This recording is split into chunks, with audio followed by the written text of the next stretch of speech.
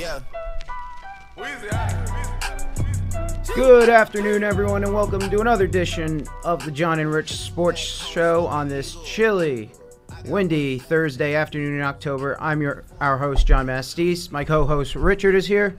Yeah, John, thanks. We're back here again for our third episode. Today we got two new guests. Yes, we welcome to the studio defensive coordinator of our football team, Matt Kreider, and our offensive line coach of the football team, David Galante. Boys, how are you doing today? Thanks for coming in. Doing great. Thank you for having us. Excited to be here. Outstanding. Yeah, this is a great thing. We've been looking forward to this, so thanks. Of course. We want to start off the show today talking about the passing of longtime baseball coach Jack Nagy. He was the catcher's coach for them, 2008 Kean University Assistant Coach of the Year. Played both football and baseball for Army. And there was a great article in CentralJersey.com, great story written about him if anyone wants to look him up. David, Matt, you guys ever met him? Yeah, absolutely. Interacted with him throughout my time here at Kean, for sure. I mean, you just talk about somebody who embodies everything that we value at Kean, and you talk about, you know, it was a hard loss for everybody because he's invested not just in the baseball aspect of these kids' lives, but, you know, everything that they do every single day, you know, went through him. And so he was, you know, a big-time heartbeat for these guys. And I know that it's going to, you know, be a tough time for them, but I also know that it's going to, you know, strengthen those guys and bond them together, you know, because they will come together, you know, to, you know, really take his memory and drive it into everything that they do on a daily basis. Yeah, I mean, being an athlete here and also coaching, you definitely just build any type of relationship with everybody in the athletic department. And Jack, definitely seen him all over, you know, just a great person, great coach, someone that's definitely going to be missed, and our condolences to the whole Kean athletics family, Kean baseball family, you know, Coach Neal and the whole team. So, yeah. Yeah, I never met Jack, but obviously everything I've heard about him, tremendous. So definitely a big loss for our Kean athletics family, no doubt. So, again, we have Matt Kreider and David Galante in the studio today. We're going to talk some football. So, Matt, I want to start with you. You listened to the interviews with DeShawn Reed, a great player, obviously, but talk to me about the leadership he brings to the table on and off the field. Yeah, you talk about DeShawn, you're talking about a guy who everything that he does is in alignment with what we want in our program and what we want our model football player to look like. He is that guy on the field that you do not want to mess with. He takes on a persona of, you know, I'm going to enforce and instill my will upon my opponents. But then when he steps off the field, he is not that tough guy that he is on the field. He is a, you know, well-spoken, extremely polite, you know, punctual, on-time, great human being. You know, and we talk about, you know, instilling those values, being in the right place at the right time and do the right thing. That is that guy all the time. He embodies, you know, doing those things the way they're supposed to be done every single time. Yeah, absolutely. But not only DeShawn's great, that whole front seven really is the strength of that defense. What is the mindset of that front seven going out there? Obviously tons of talent, but how do you turn that talent into, you know, executing the game plan? You know, these guys, they play well together. And like we talk about with team sports, it's about everyone moving as one. If we fit together like a puzzle piece. And so when you have 4 down linemen, if we're not fitting the gaps, you know, there's 7 gaps that we got to fit. If they're not fitting all those gaps properly, the linebackers behind the defensive line, then the whole thing doesn't work. So it's not just the individual. We are very, very, you know, we attack. We are an attacking front, but it's their ability to play together and fit together that makes it so special. Yeah. So the defense had a really good start to the year. Even played pretty good against Del Valle, for as good as Del Valle is. But last week you had a tough day against Rowan. What happened against Rowan? I mean, in all reality, it was the finishing. It was the little details. We talk about, you know, making tackles. And, you know, we went through the stats, and we had 22 missed tackles in that game. And so, you know, when we get in position to make those plays, we have to finish them. And we have to execute the game plan, the details, right? You know, we get to the football, finish the play. And when it takes more than one person to get this guy to the ground and we give up, you know, instead of 2 yards, we give up 6 yards. And instead of 6 yards, you give up 8 yards. You know, you look at that game, there was a lot of 3rd down and 8s, a lot of 3rd down and 9s, a lot of 3rd down and 10s. You know, we were putting ourselves in great position, but we weren't finishing the drives. So, the big thing this week was getting back to basics. It was our angles, it was our pursuit angles, working together and fitting together in the secondary to make sure if a ball is completed, bring the guy to the ground. And it sounds simple, but that's all it is we fly to the football and we got to finish plays. Yeah. So David, I'll move on to you real quick. So this year you've had to see some new guys on the O-line, 2 freshmen in particular, Bobo Luco, who's really a physical beast, and Kevin Haynes. How has their progression gone so far? It's certainly been tremendous. Those kids, they continue to work really hard as a first-year guy in the program or guys in the program. They do what's asked of them. They show up. They try to improve. They gel together with the rest of their teammates. We want to have a bond and togetherness for those guys on the offensive line. And 2 new guys, they just stepped in. They do their job. They do it as hard as they can, and they're smart. They're tough. They're dependable kind of guys. We just want them to be good teammates, and they've done that so far. Mm-hmm. So I'll get your side of things on the Rowan game. Obviously a tough day against Rowan. 5 sacks allowed, only 40 yards rushing. Was it just getting overwhelmed up front, or was it just a day that Rowan had your number? I think anytime you look at any type of football game, it's always about us. It's always about what we did or did not do. And, just looking back, we've got to focus on how we need to improve, how we need to, run the ball better for our guys up front. The rest of the offense, they do a great job. The skill guys, the quarterback, the backs, they focus on their 1/11th. We got to focus on our 5. So we just got to continue to improve, continue to work our fundamentals, our footwork, our pad level, our eyes, our communication, all those things that you talk about on an offensive line. Mm-hmm. Has there been any difference coaching here versus Bucknell or Rutgers? To be quite honest with you, this is home. Kean University is home for me, and Kean football is a family. So in terms of that, my roots have always been here. I love being back here, working with Coach Garrett, working with Coach Kreider, having the opportunity. Matt Caruso gave me to come back here along with Coach. So, but kids, the players are the players. As long as you have good character individuals that want to work towards the team goals and do things. At Rutgers we had that. At Bucknell we had that. And here we have that. So certainly different divisions, different this, and that. But I just love coaching football. I love coaching guys that want to go to work. I love coaching with great people like we have here at Kean. And, that's all I can say about that. How has coaching at D1 in Rutgers helped you now here in D3 with Kean? How's that? Well, you certainly gain experience anywhere you go. I was fortunate to work with some really great coaches. Coach Chris Ash, A.J. Blazik, Coach Jerry Kill, Coach Lester, all those guys. You can go on and on and on. Coaching is about relationships. It's about networking. It's about being around, common, like-minded individuals. And they did a great job teaching me things that I needed to learn as a young coach. And, but my coaching started here at Kean with Coach Garrett. I learned everything I know from him. He's a mentor. He's like a brother. And I can't emphasize enough how ecstatic I am to be here. And I've loved every moment of it so far. I want to circle back to Matt real quick, going back to the defense. Give me a player that maybe going into the camp you didn't think would have a huge impact, but now that we're about here 5 games into it, that's having a pretty big impact on your defense. We went into the season, we knew, and I know he was mentioned as being the goofball before, but Dietrich Trumbauer has been electric as a linebacker for us. The kid, he's just a lightning bolt to the football. It's like he's magnetically charged, so wherever that thing is going, and there is no one that is getting in his way to stop it.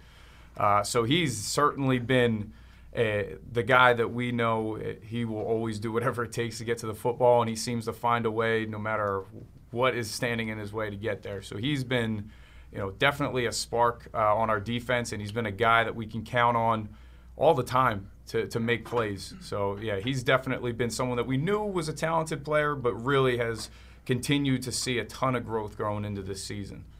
Richard, you got anything from Matt?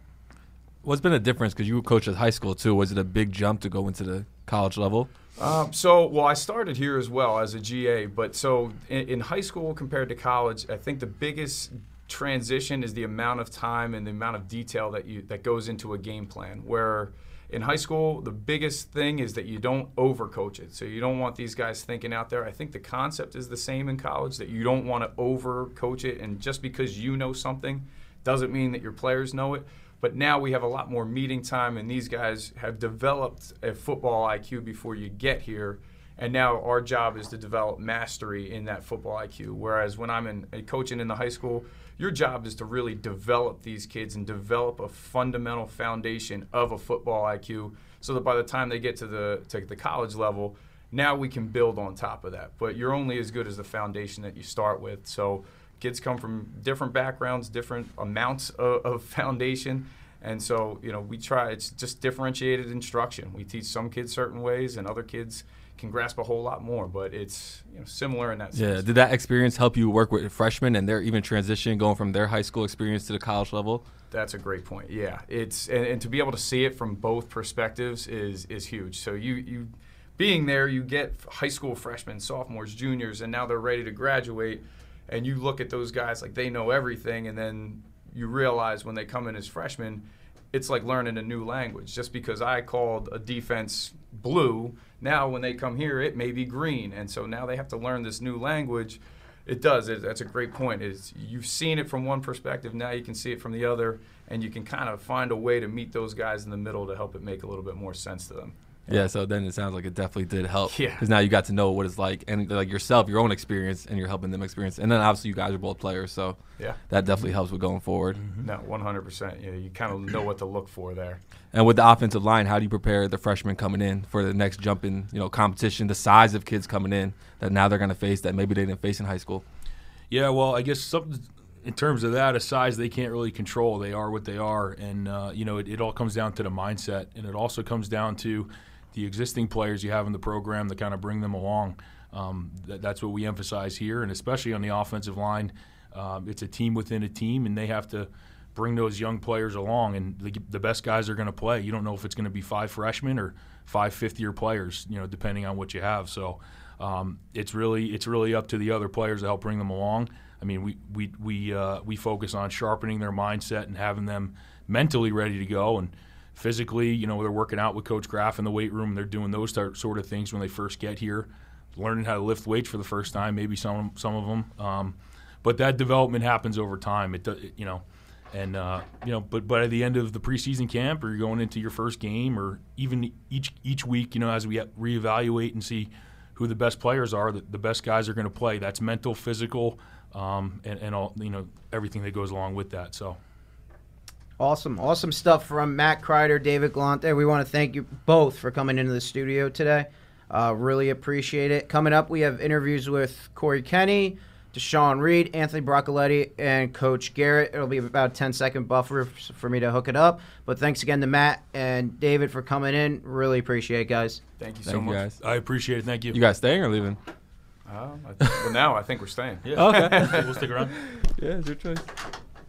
You guys set up? Shooting caught you a case of amnesia. Maybe you should take a look in your review.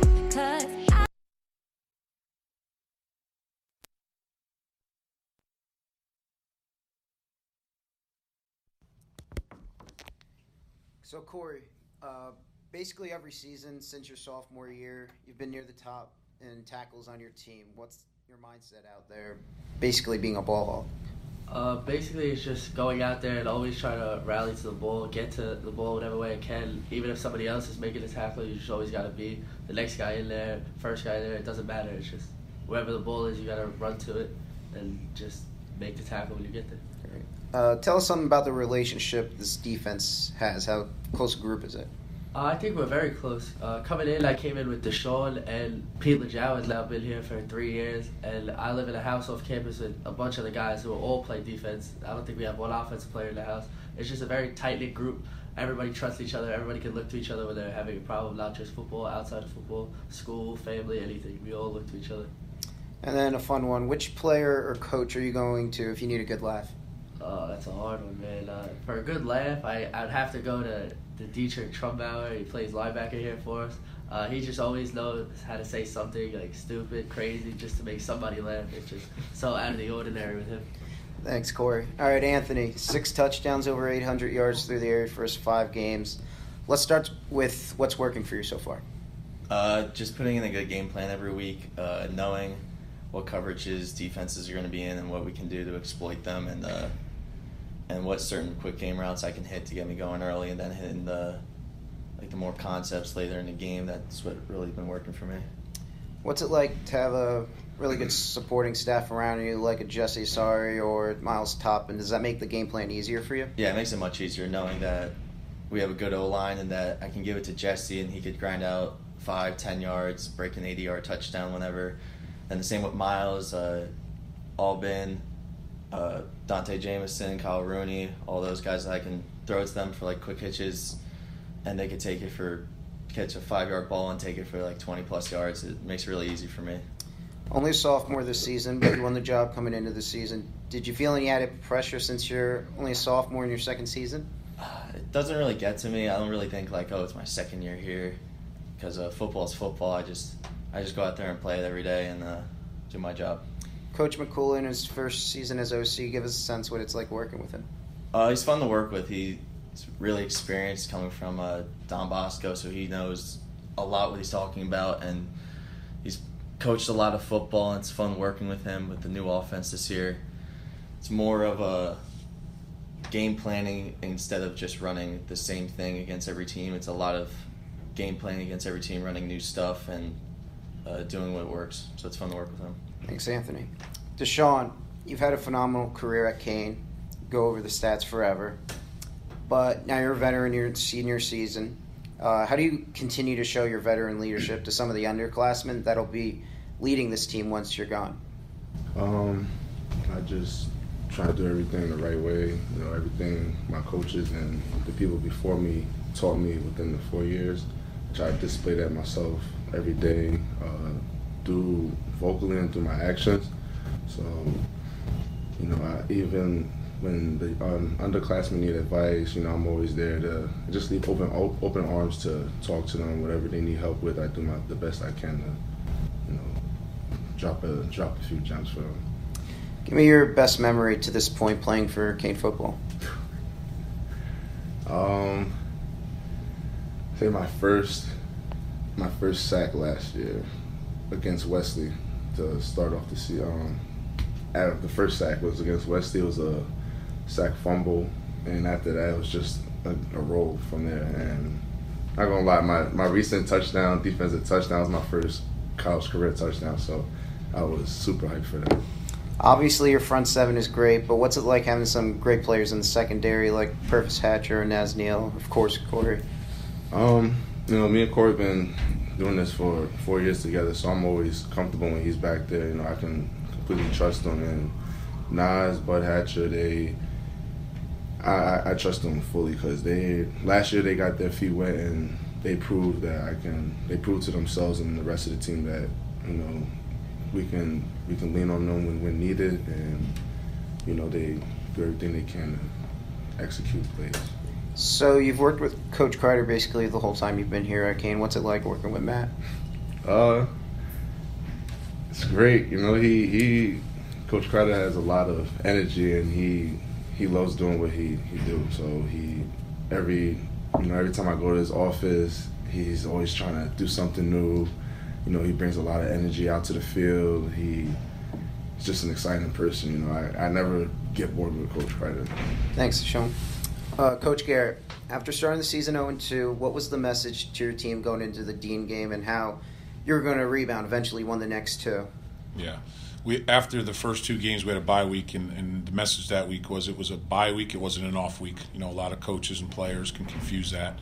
We were going back to work on some fundamentals. We played some tough football teams. Obviously, Del Valle, as you referenced before, one of the better teams in the country. Springfield was a tough loss, and we played really good up there. We just didn't take advantage of some things. So we just had to go back to work, and that was the mantra, went back to work. And I told them that bye week that I believed that we were going to go to Massachusetts and win a game, and then we'd come home and beat on Christopher Newport a little bit, and we did. And that vision was created during the bye week, and it came to fruition. So it was more about getting back to work, forgetting about the first 2 weeks, learn from the mistakes that we had the first 2 weeks, and taking that to our advantage and working on those things to get better. You mentioned Del Valle and Springfield playing pretty good, very good competition. How's that going to help your team going forward this season? Well, I think that's such a long time ago already. It's in the rearview mirror. I think when you open the season with two really top-notch programs, It's never easy, but it's going to prepare us for the conference. Unfortunately, last week the wheels fell off the bus, and those 2 games for me are so far removed that it's really about what we can do each week to continue to get better.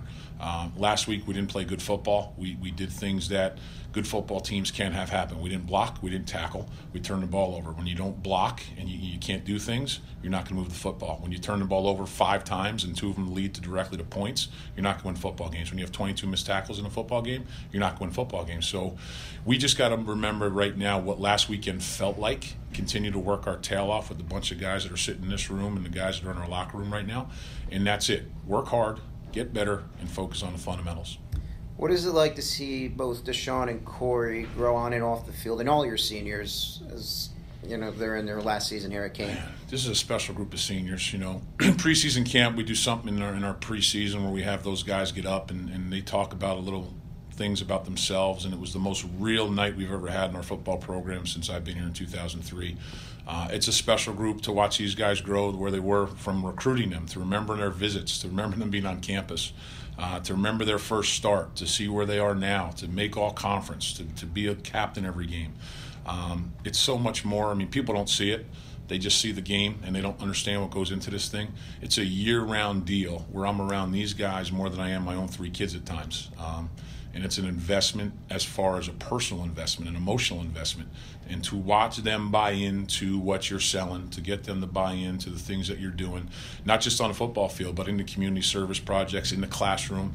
You know, you ask a guy like Pete Lajawa coming out of high school, he was an average student. In the last 3 semesters, he's a straight A student. So to see a kid like that grow, and the way DeShawn's grown and Kory, they're leaders because they bought in and they do things a certain way. And whether it's a champion or whether it's a good person or a winner or a warrior, people who do things a certain way have a way about them, and they're going to be successful in life no matter what they do, and that's the senior class. They're going to be very successful in life. Thanks, Coach. You got it. All right, we're back here in the studio. I want to thank Coach Garrett again, and Corey Kenny, Anthony Broccoletti, and DeShawn Reed for taking the time to do those interviews. We're back here in the studio. Matt Kreider, David Galante, nice enough to stay for another segment. So, Matt, Coach Garrett basically echoed what you said about the 22 tackles. How do you fix that, or is it just kind of like it's just something that shouldn't happen and you can't really correct it? I mean, there's nothing that you can't really correct. I mean, you make an example of it, you make it important, you find ways to replicate it in practice. You know, we went out there and we just simulated, you know, open space. You know, we put these guys in open space. I told them less. I said, go find a way, vice this ball carrier together. They have to find a way to move together in the same way that I talked to you about how the front 4 fits with the back 3 linebackers. It's the same thing when we're out in space. If it's me and one of my teammates out here, we have to find a way to work together to squeeze this guy towards the boundary. Boundary is always our friend. So, yeah, we made that a point of emphasis this week. Obviously, you know, when something like that happens, the first thing you got to do as a coach, as a coordinator, is figure out why and replicate ways to fix that and put them in situations to identify it and, you know, don't make that same mistake again. Now, obviously, you don't go into a game thinking you're going to lose 52-7, but Rowan wasn't your typical 0-4 team. They had the 1-point loss against Wesley. I guess you were kind of shocked, though, with the 52-7 outcome, were you not? Yeah, we definitely were shocked by that. Anytime that you go into a football game in this conference, you always expect to win, and you've got to prepare your guys in that way. And there wasn't a single guy on our sideline that didn't go into that game thinking that we could play and we could win that football game. Now, when you come down to executing and finishing, if that doesn't happen, that's why we play the game. And, you know, it just came out. They executed better than we did. They finished better than we did. And when that happens consistently over the course of a game, it's not going to lead you to good results. Corey Kenny was a great interview, and I was taking a look at a lot of his stats coming into the interview.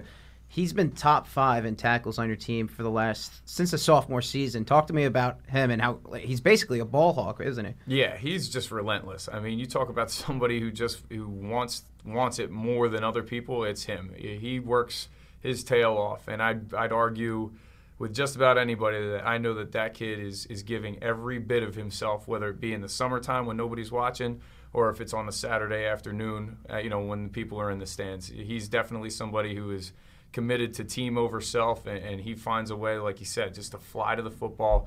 You never know, what's going to happen, so he's always next to the ball. Rich, you got anything for Matt?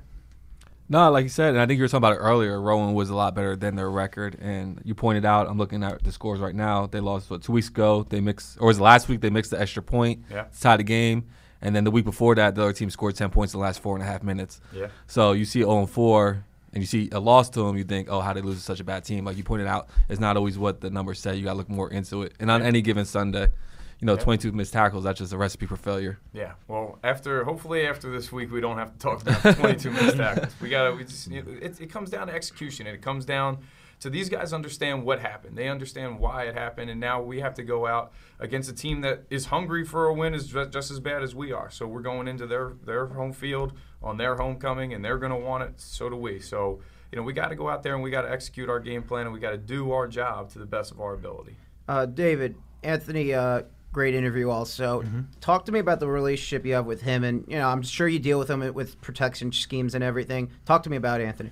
Yeah, I mean, he's a great quarterback. He's a great young man. Our players deal with them a little bit more. They're tuned into the protections and the run game and the game plan, and they spend an outrageous amount of time together, whether it's meeting, on campus, academics. So they build a relationship. Certainly we do have a relationship with the quarterbacks, and I enjoy working with those guys. And there's a lot of times that they'll have questions for me, but their coaches know a lot more about what they're asking for that particular skill. So, but yeah, I enjoy working with everybody on the team, and building relationships. But they're a great room. So Anthony, Tyree, both not really splitting time, but Tyree's come in here and there. Does it kind of change the protection schemes or anything, like when Tyree comes into the game and he's running Wildcats or anything, or? Well, I mean, there's a different dynamic to it from the outside view, but just generically speaking, we expect all of our players to develop all the types of things they need to do for each game plan. So I guess from the outside view, he brings a different element to the whole thing, but I'm more focused on the 5 guys up front, to be quite honest. And absolutely. We've got to do our part and hold up our end. So that's where a lot of my time goes to. All right. Yeah, and prior to this game, you guys were putting up over 200 yards of rushing. You guys were rushing. You were running all over teams prior to this game. So what was the big breakdown this week? Because I think it was like 40 yards you ended up with. But prior to this, Asari was running all over people. Yeah, a coach a long time ago told me the difference between a good run game and a great run game is the running back. So, Jesse does an outstanding job, and so do those other backs that go in there. This week up front, we had to communicate better. We didn't hold up our end in the rowing game. We weren't doing what we were supposed to do with our fundamentals and our footwork. And at the end of the day, that comes back on me. I got to do a better job to prepare the players, and because they go out and they work extremely hard, and they work together, and it's on me. I got to do a better job with those guys in practice, to be quite honest with you. Kean football's in action next against TCNJ this week in Ewing, New Jersey. Then they come home against Salisbury on October 26th. Hopefully everyone comes out and supports the team. David, Matt, thanks for coming in today. We're going to move on to field hockey. Going to walk Matt and David out. We'll be right back. Thanks for coming in, guys. Thank you. All right, we're back here. John and Rich's Kean Sports Show. Again, want to thank David, Galante, and Matt Kreider for coming in. They were great guests. And, hopefully the football team finds it this week against TCNJ, gets back to 500. But now we're going to go into some field hockey talk. Belly Reynoso was tabbed as the National D3 Defensive Player of the Week, and that is an incredible honor because, she was NJAC last week, National this week, so that's cool. But team-wise, Kean tied their longest win streak in school history for field hockey. They're 15th in a row. They're 15-1. They moved up to 11th in the country after beating Rowan 3-1 in Rowan, and then they beat New Paltz 3-1 in New Paltz. So Coach LaFrance and her squad is doing some major work, making everyone here proud. They got Keystone on Saturday afternoon. We would love to see everyone in the school come out and support this team because they're really fun to watch. Me and Richard all year have had an incredible time watching them. They got TCNJ coming up soon, which is second in the country. They have to go there to play that one. And, yeah, they still have, let's see, three more home games. Keystone, Ramapo, William Patterson. And, look, team this good, everyone in the school should be coming out to watch this team. It is phenomenal, Richard, huh? Yeah, no, the team's been impressive. And, like you said, we were just overall, like, they've been impressive. Obviously, you go on a 15-game win streak, their longest since 2017, or when they were in the NCAA tournament. You got Melissa Wade tearing it up, 20 goals, 6th player in Kean history. And surprisingly, Jenna Patron hasn't scored a goal in 3 games, so they're doing it. They're showing, like, it's not just relying on 1 or 2 players. Melissa Wade has helped carry Jakara Jackson. We've seen Erin Donnelly do a lot of good work out there. Rachel Mills. So it's really a whole team effort, and obviously you can't say enough about Belly Reynoso, just holding it down in there. You know what I'm saying? Yeah, as a freshman, just phenomenal stuff. Yeah, go ahead. 1, 2 shutouts, 3 shutouts, 4 shutouts, 5 Yeah, shutouts, 6 shutouts, 7 it's shutouts. insane. You just look through here. It's like either a shutout or it's insane. 1 goal. I'm trying to see the last time a team scored. No team has scored more than 1 goal this year against the field hockey team. Outside of Salisbury. Outside of Salisbury. Oh yeah, outside of Salisbury. The only loss, which is not a bad loss, by the way. Salisbury's what, I think 4th in the nation. Let's see, got it right here. 7th?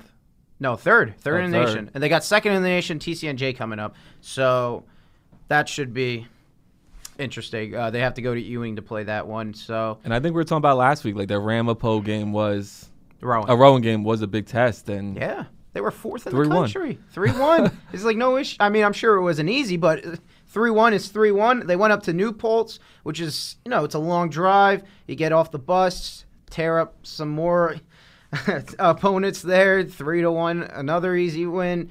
And now Keystone on Saturday. You'll have the call for that one. I'll probably be in the stands between volleyball games or something. But I'll be watching. Hopefully everyone in the school comes out to watch them. I'm just like, what is there left that we could say about this team? Yeah, like, man.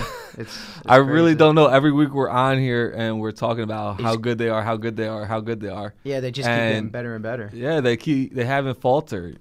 Yeah. And that's even harder because, like, this win streak, because sometimes you do get caught up in the bright lights, and this team has just kept driving and just easily defeating these teams. It's not like they're skating by with one goal. Mm-hmm. And I'm sure they're getting everyone's best shot because, once you see Kean and number 11 in the country on your schedule, you're getting everyone's best shot every Well, where are they game. ranked on that site you were telling us about last Field week? Hockey Corner, yeah. Yeah, Field Hockey up Corner. Well, that takes everything. This ACR takes everything into account, and I blame head coach Leslie LaFrance for getting me hooked up. Where were they last week on there? Hooked on this website. What? Were they top 10 last week on that list? They're number 9 now. Number 9. They're number 9. And Rowan's 10 and TCNJ's 3. So, the rankings and the ACR really aren't off that much. Kean's 9th on this, 11th in the country. TCNJ's 3rd on this, 2nd in the country. Rowan is, 10th and 7th in the country. So they're pretty close. And I kind of like this better. It kind of takes everything into account. You even got strength of schedule. So I did find this little nugget, Richard. In the national top 10, there are only 2 – sorry. On this website, fieldhockeycorner.com, there are only 2 teams that are in the top 10 in ACR and strength of schedule. One is Kean. And what's the other one? The other one is Tufts. So not only are they, putting up all the stats and everything, but they've gone through a tough schedule and still have TCNJ to play, and of course the NJAC tournament for hopefully you get to the national tournament. I don't want to speak too soon and jinx them, but it's looking really good right now. And that's during homecoming weekend, isn't it, against TCNJ? No, they're on the road for TCNJ. Oh, they're not here? Yeah, homecoming or senior night is against William Patterson on Halloween night. I think we need them home for a homecoming. Just the team is so good and so much fun to watch. Yeah. It would have just been great energy going across the campus. Yeah. I think you have the whole campus behind them. Like we keep talking about this. We had no clue about field hockey, and now you go to the games from day one to now. The crowds are getting a little bigger. They should They're be. more They should intense. be huge. They should be huge. I really hope we see these 3 of those next 4. The final 4 regular season games are at home. I would love to see them all packed, and I'm sure they will. I'm sure that the school will come out and support them because it's really, really great team to watch. Yeah, and like you said, Coach talked about the strength of schedule when we talked to him at the beginning of the season, and just even within the division. And you back-to-back weeks, you beat Rowan and Montclair.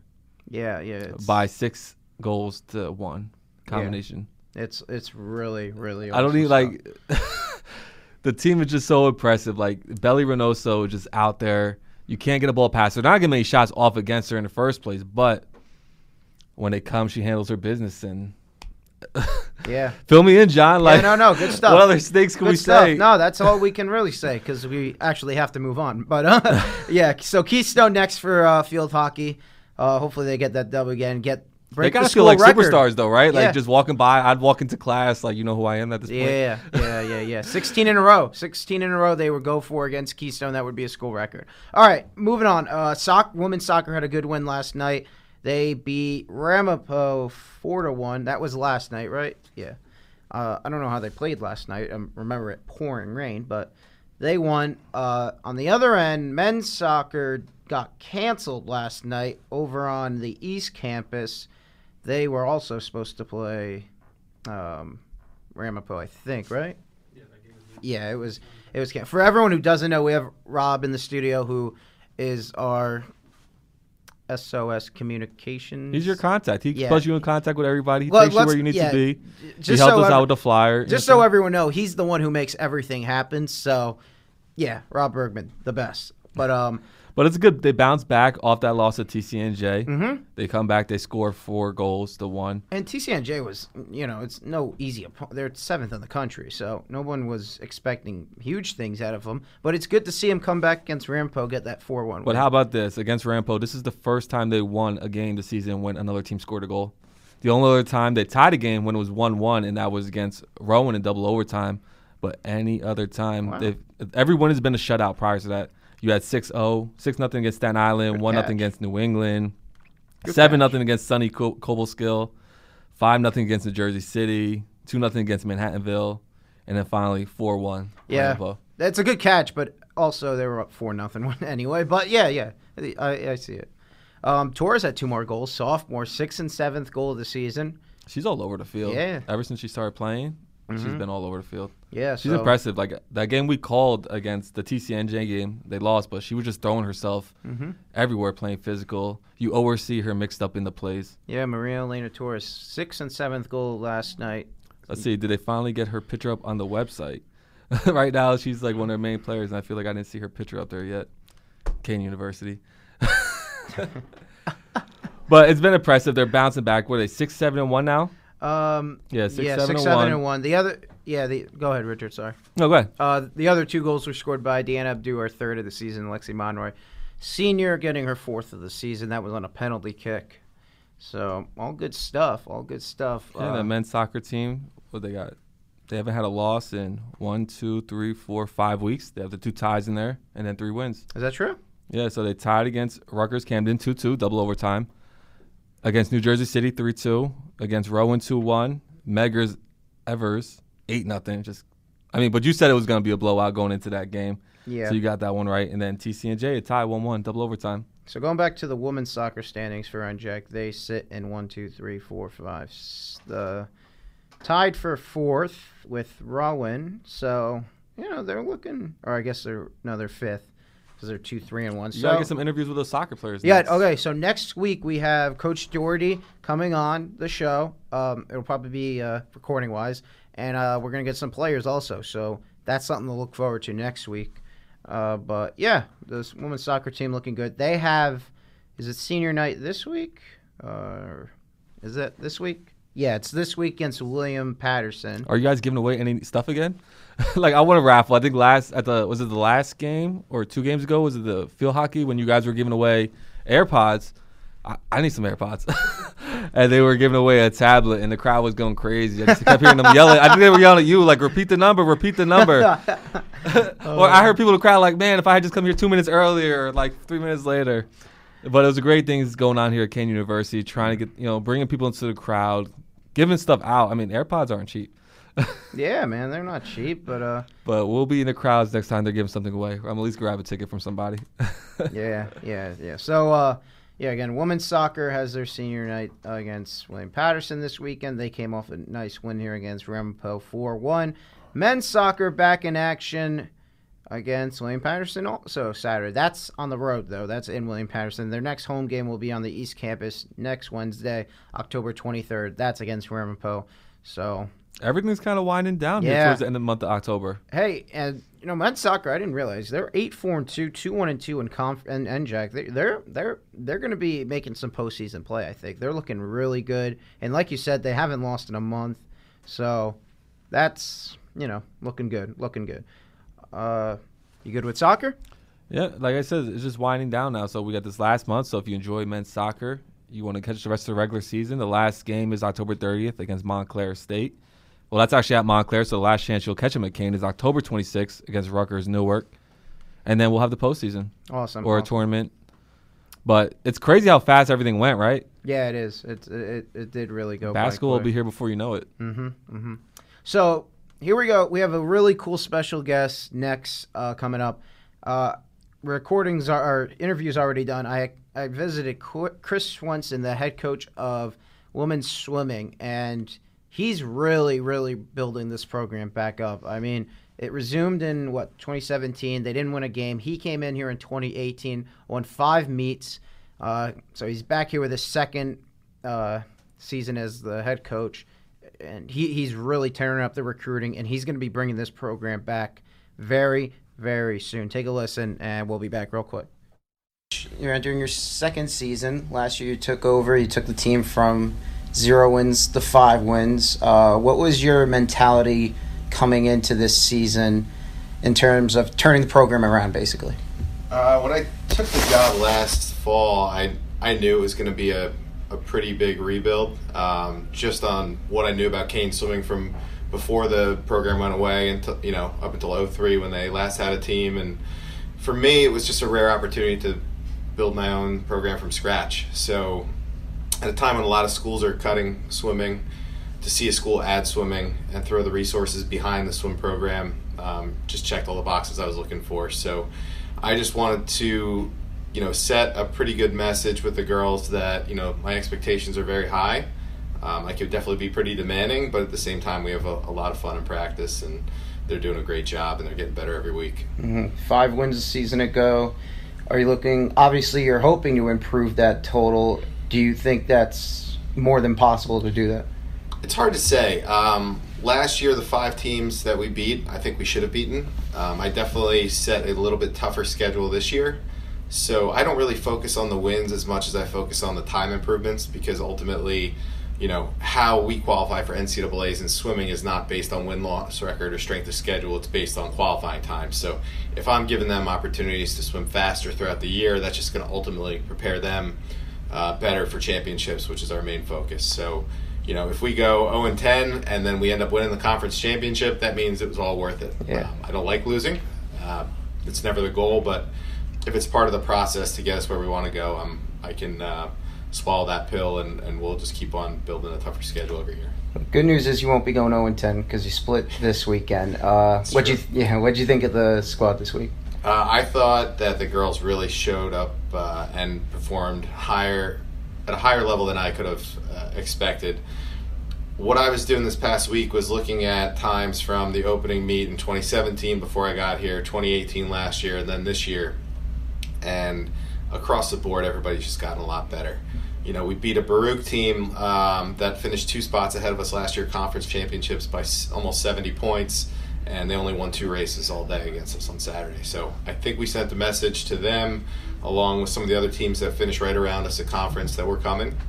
And we're still probably a year away, but recruiting is going really well, and I'm just really excited to see what the future holds in the next couple of years. But Ramapo, they're a great team. They're well coached. I knew that was going to be a tough task, but that'll hopefully be the goal to get them next year. Specific players you're looking to take a big jump from last year to this year, or any newcomers you're looking forward to seeing? Sure. So, I've got a pretty good group of returners. Molly Lasco's 2-year captain, school record holder in the fly. Christina Sullivan's our returning MVP. She's a sophomore distance swimmer.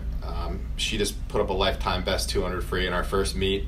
She is way ahead of where she was coming in as a freshman last year, so I'm really excited about her. Sarah Sissel, sprinter from Kansas, expecting big things from her. Hannah Criollo is a local kid from Union.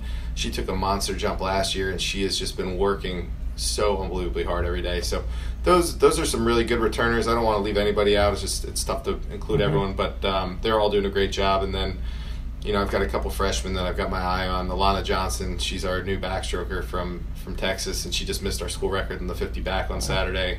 And then Mary Harmuth is a breaststroker from Pennsylvania, and again, just took a really nice step for us. So. You said that, I guess, one of the reasons you came here, you wanted to start your own program from almost scratch. And you've had some pretty good jobs in the past. What made you want to come here, and what made you want to come to Kean, basically? Well, a couple things. One was the challenge of building my own program. I swam Division III at Rowan, so I love the Division III student-athlete model.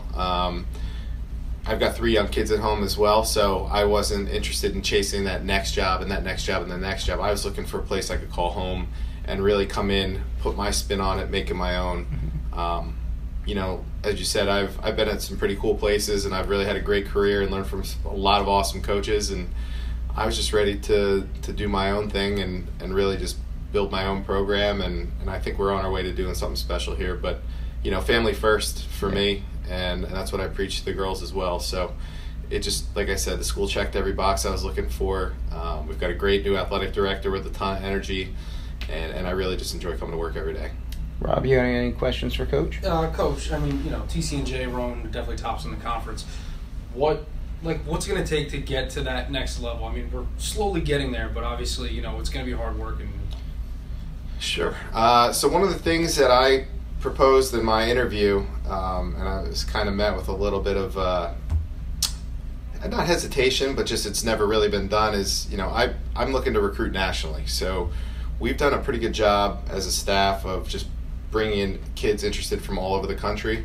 From California, Texas, Georgia, Chicago, you name it. We've got a pretty wide range of states on our board. So I think going out and getting kids excited about Kean that are not from Jersey and don't really know what or where Kean is, I think it gives us a pretty unique leg up on the rest of the competition. And I think next year, with the girls that we've got coming in, fall of 2020, I think a lot of teams are going to be surprised with the level of swimming that takes place here within the next 12 months. I'm really excited about what we've got coming in, and it's going to be really, really good next couple of years here. Being at Notre Dame, being at St. Peter's, being a student athlete at Rowan, what have all those stops taught you? Well, first and foremost, I could write the best practices in the world. If the kids aren't doing the sets the way they're designed to be done, it's not going to matter anyway. So, I just try to instill my work ethic onto them, let them know that, I care about them more than just as athletes, but as people. I think when kids realize that as a coach you've got their back, they're going to run through a brick wall for you. And I'm just looking to build that same relationship I had with my college coach. And, that's really important to me. So, they really do a great job. Like I said, they show up every day. We've got a lot of, we work really hard. I definitely throw a lot at them. Some days they're probably questioning the amount of work that we do. But then when we have days like Saturday when, they're already either punching lifetime best or getting close to it, I think it all starts to make sense for them. It seems like when I speak to you, Mets always seems to be the goal at the end of the year. It's more of a sprint than a race, especially in this sport. How does that factor in every year to try to make that jump with just Mets and competing with the other teams and the better teams out there? Yeah, I think that's a pretty good benchmark. So in 2017, first year back of the program, they had 74 points. They were in 16th out of 17. Last year, we finished 14th with 176 points, but that's really only with 6 scoring athletes, which is about a third of an official roster. So that's kind of how I can sort of measure. It's not totally indicative of how you're doing because some years the meet's a little bit faster in events and some years it's a little bit slower in events. So, but ultimately, to be at the top of the podium is the goal. Why else do it if you're not looking to win? And I think in the next couple of years, I think it's going to be very apparent to a lot of people in conference that, Kean isn't just Kean anymore. It's going to be a different level of swimming here, and I think we're going to compete with the Rowans and the TCNJs, and I think ultimately, as long as we're consistent with our message and training, it's going to be good times ahead for us. Good. How is this?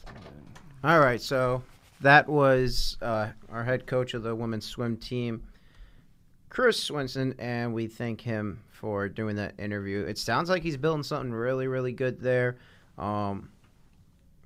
Definitely knows what he's doing. He's recruiting out of state, which is really good.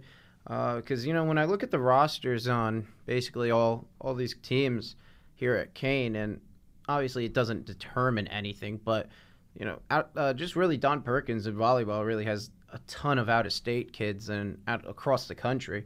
And, the way Chris was talking, he's bringing in people from California and everywhere all over this country. And I think that's how he's going to start building something really cool. And they're 1-1 so far. They lost to Rampo, beat Baruch College. So they're looking good. And remember, he took over a program that resumed in 2017, had 0 wins, and then in 2018 he stepped in, led them to 5 wins, and now 1-1 to start it off. Pretty impressive, right, Richard? Yeah, John, like you said, so building the program up. I see he got players from Kansas, Texas, and like you said, start off 2017, the year of the resurrection. You start off at 0-8. The next year, right away, you're able to bounce back to 5-5. That's a big leap for any team that's 0-8. Mm-hmm. And then you start off this year 1-1. So it's just a matter of just keep watching the program and see how it evolves. It is still in its infancy, 3 years in. So you got to give him the time to develop these players. He is recruiting. And you might see the results this year. If it's a fast turnaround, you might see in a couple of years. Regardless, though, it takes time to build a program up. Like you said. Yeah, absolutely. We're going to move on to volleyball real quick here. And big news for them. We're going to have Don Perkins for an interview next week. And we're going to have a few players on the show also. Don't know who yet, but we'll figure that out. And then we'll play them here. So that's something to look forward to. Sedona Garrett was named NJAC Rookie of the Week. So we'll start off with that. That was cool. And they beat Kenyon last week, and they beat Rampo 2 nights ago. So they moved to, I want to get this right, 17-7. They're 5-1 in the NJAC, and they have a big weekend ahead of them. I'll be on the call for all the games. Well, first off, tonight they have Rutgers Camden, which they should win, hopefully. I mean, I'm not going to jinx them or anything, but they're at 17-7 right now. Hopefully they move to 18-7. And then tomorrow they start the tournament, which is, what is the name of the tournament? North Jersey Challenge. They play Hamilton at 6 o'clock on Friday, Hunter at 8 o'clock on Friday, and then they got Northwestern from Minnesota, 10 a.m. on Saturday, and then 2 o'clock they play St. John's Fisher. And all of these teams, or a lot of them, definitely Northwestern, definitely St. John's Fisher, Hunter. These are really, really, really good competition that Don Perkins has brought in here to Kean to watch him play, and it should be fun. So Friday the action starts at 6 p.m., and then Saturday the action starts at 10 a.m. All at Hardwood Arena. All could be found on KeanAthletics.com if you can't make it to the game. I would ask you for your opinion, but you don't really do volleyball. No, John, but I am looking at these stats that are pointed out, and you see you got some milestones coming up, or even past. You had, it looks like Brianna Calvano, right? That's how you say her name, John? Yep. She's second place now, all-time career assist list, passing Colleen Maurice Rowe. Yeah, she just got her 3,000th too, and now she's second all-time. And then it looks like you got Courtney Nelson, who's just 20 digs away from 1,500, and then Jesse Larkin, 65 to 1,000 kills. So you do got these milestones to look forward to. And I'm sure you'll be there calling them. I remember hearing I forget what player it was, but you called somebody's 3,000 something. I turned the show on for like 1 second. All I hear is John screaming like, "Oh, 3,000!" Yeah. Oh, what, the game? Yeah, one of the games. Oh, yeah. Calvano got her 3,000, and then. So I'm sure you'll be there. Yeah, no, it's been a fun season to watch. They're a really, really good team. Have you got to know any players? No. I mean, I've talked to Coach Perkins numerous times. He is really, really fun to talk to. I could talk to that man all day. He is awesome. He really, really knows a ton about the sport. He's introduced me to it, and it's awesome. It's awesome. And they're 17-7, so it's always fun to call when those games are. Yeah, they're led by. They're led by a lot of people, but I'd say the 3 main players I would say are Jesse Larkin, Zoe Strozewski, and then you have Brie Calvano in the middle setting them up. But everyone really contributes on this team, and That's really, really, really fun to watch. The tournament should be fun.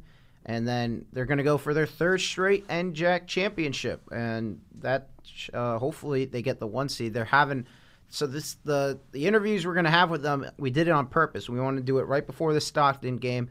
And when they play Stockton next week, which will be Tuesday, October 29th, that will basically determine who's going to get the 1 seed in the NJAC tournament. And so that's obviously a really big game.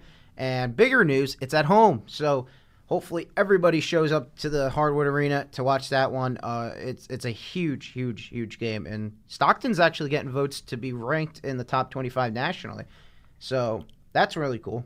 And if Kean can knock them off, then we're looking at maybe a third straight NJAC tournament championship. But we'll see.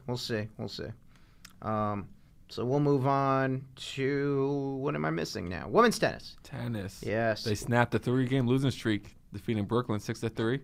Go ahead, take it from me.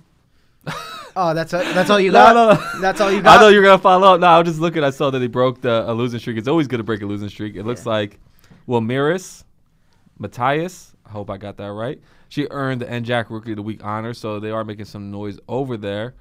I wish we did catch one of the tennis games, but we don't call those games. Mm-hmm. And are you planning any interviews with any of the tennis people? Maybe. Nothing this week, but maybe in the future. Let's see. October 20th really is their last match. We'll see what we can do. They're 7-6 right now, sit at 1-4 in the NJAC, so that's really cool. Not great in the NJAC, obviously, but 7-6 isn't bad, and I'm sure they're getting some work done there.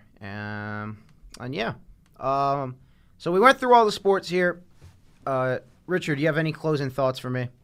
I'm with you, John. I'm just ready for the Yankee game tonight. That's all. Yeah. That's my closing thought. Mm-hmm. Let's go Yankees. Yeah. Pinstripe pride. Tanaka against Greinke. Next man up. Yeah, if they don't win tonight, I'm going to lose my mind. Because if they don't win tonight, they're down 3-1, and they will not win this series. How do you focus on these midterms with the Yankees game tonight? I was in my other class the other night on Tuesday, watching the game, why the midterm review is going on. Yeah. It's that time of year, though. Yeah, not terrible, but the volleyball game is during Game 5, which is tomorrow. But obviously, I don't care about the Yankees if they lose tonight. But if they win tomorrow, I'll be a nervous wreck calling and watching the volleyball game while Game 5 is going on. But it's very windy out there, so you'll see the ball flying around tonight. Yeah, definitely. Well, we were talking about this with Matt and David. Is the ball going to be flying in or out? That's a pretty big question, but. We'll see if we get Torres batting third tonight. Was the lineup released yet or no? I did not see a lineup, but hopefully Torres is batting third because Gardner. I like Gardner in the lineup, obviously, because he grinds out at bats, but I don't like him at 3. I think 5 would probably be a lot better. But yeah, that's my opinion. So that's it. That's another great show. So many thanks to give out for this one. Kory Kenny, Anthony Broccoletti, DeShawn Reed, Coach Garrett, Coach Galante, Coach Kreider, my great co-host, Rob Bergman, setting everything up, Chris Swenson, head coach, women's swim, everyone, great job this week. We'll be back next week with volleyball interviews and women's soccer interviews. Richard, great show today with you, buddy. Always a fun time here with you, John. This has been John Mastice, Richard Zeller on the John and Rich Kean Sports Show, signing off. Take it easy, everyone. Go Cougars.